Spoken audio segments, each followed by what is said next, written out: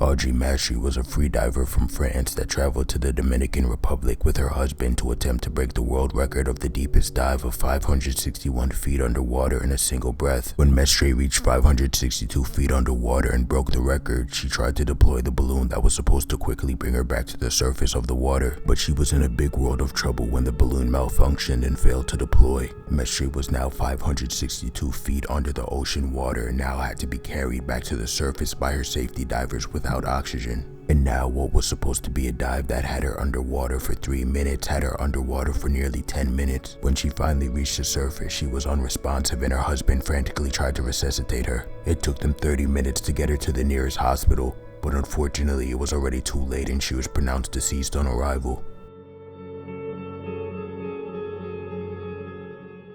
While on vacation in Mexico, a couple was heading back to their hotel in their rented vehicle, and this is when they encountered a roadblock set up by gang members that was supposedly targeting people that they perceived to be American citizens in order to rob and kidnap. They attempted to open the doors and snatch the couple out the car, but they were locked and the couple was able to get around them, but they ended up being chased for a while before the gang members stopped the pursuit after they realized the couple was going to a popular tourist hotel with lots of security.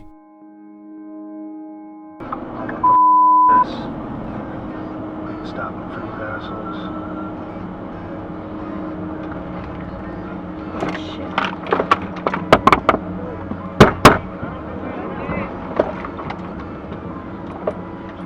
It's the cartel.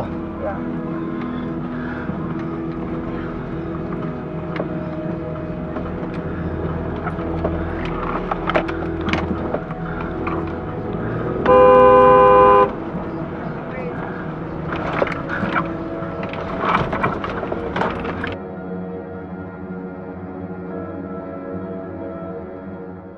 While on vacation at her home in the Barbados, a woman went outside to smoke a cigarette, and not too long after, 3 masked gunmen hopped out the bushes and followed the scared woman into the house. The son and the husband, who were also inside, began to fight with the intruders and tried to disarm them. The father managed to take the machete from one of the intruders, and before running out the house, one of the intruders pulled his gun and shot the son in the neck, causing him to become permanently paralyzed from the neck down.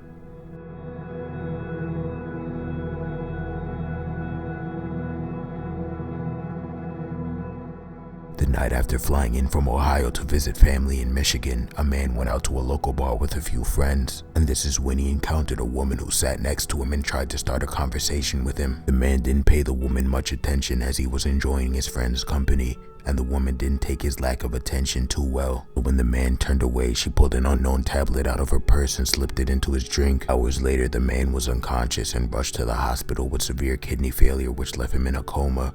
And after spiking the drink, the woman left the bar and still hasn't been located.